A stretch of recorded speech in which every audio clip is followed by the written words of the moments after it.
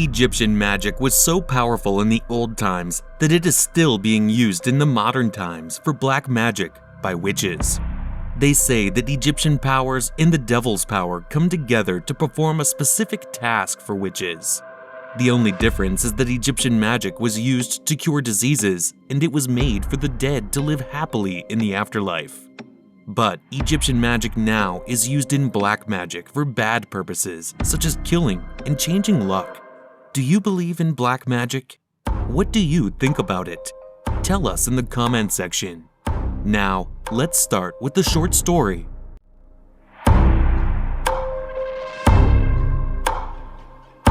In a loud, booming voice, a judge stares down at a man and orders him to declare what terrible sins he committed during his time on Earth.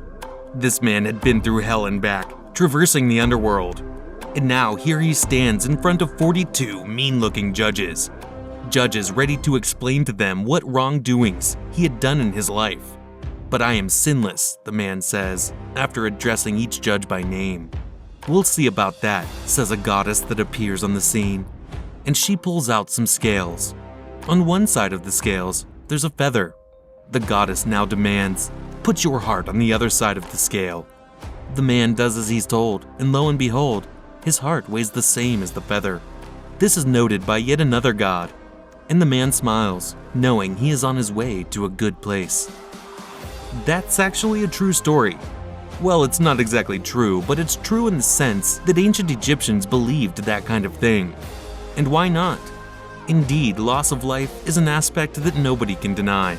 And it's far demise who does not get the rich's permission, who no longer pity the poor. When it's time, it enters any door of a king's palace or a hut of a poor servant without any hurdles. Different religions have different opinions about life after death. Some believe that there is an afterlife. Some think that human beings convert themselves into animals after death and stay like animals on Earth after rebirth. We know this because modern humans have transcribed something called the Egyptian Book of the Dead. Let's take a moment to subscribe to the channel, press the bell icon, share, and like the video. If one ought to point out the Book of the Dead, what comes to mind?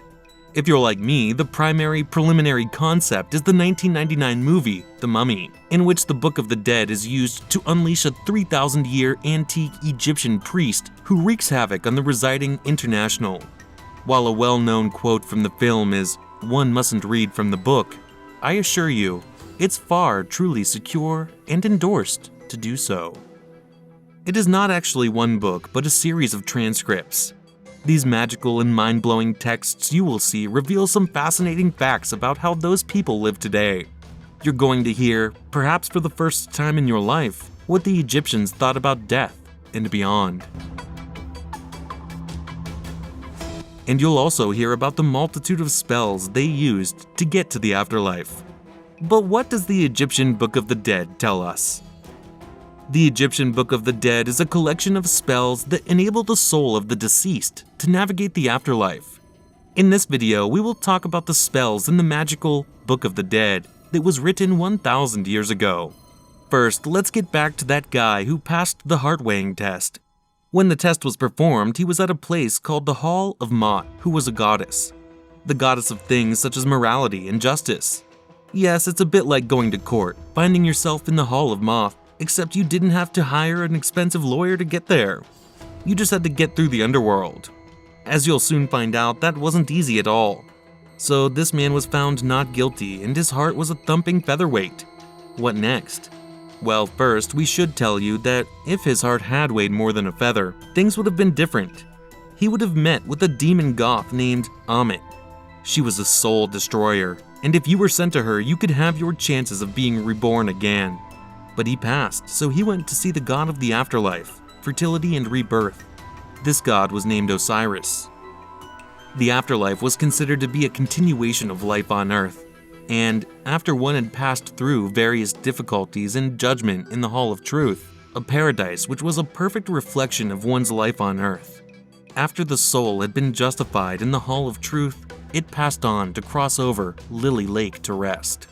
In order to reach that paradise, however, one needed to know where to go, how to address certain gods, what to say at certain times, and how to comfort oneself in the land of the dead, which is why one would find an afterlife manual extremely useful.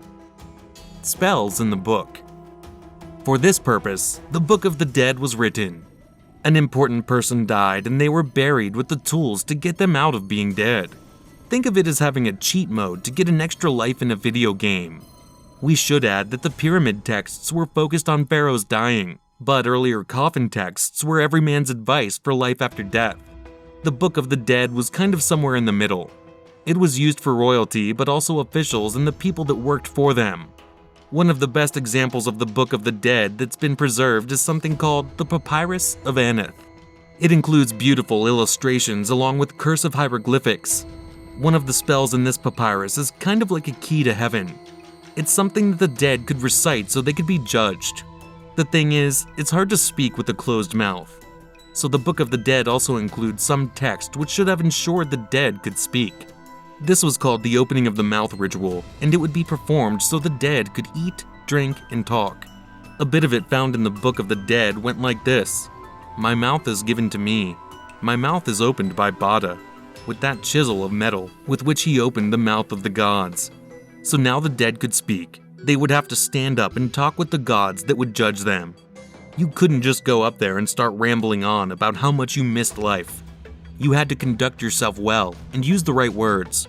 Here's another part of a spell, and it was used to show that the dead were well informed about the afterlife. Part of it went like this. All the evil which was on me has been removed. What does that mean? It means that I was cleansed on the day of my birth in the two great and noble marshes, which are inherently Leopolis, on the day when the common folk make offerings to the great god, who is therein. There are spells for all kinds of things, and these were written over centuries. You see, once in the underworld, the person didn't only just have to have an open mouth, they had to eat. There's also a spell for how to drink beer,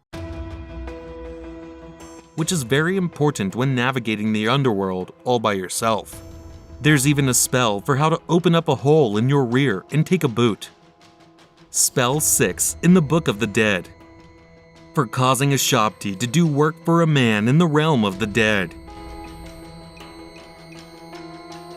O Shabti allotted to me, if I be summoned, or if I be detailed to do any work which has to be done in the realm of the dead, if indeed obstacles are implanted for you therewith as a man at his duties, you shall detail yourself for me on every occasion of making arable the fields, of flooding the banks, or of conveying sand from east to west.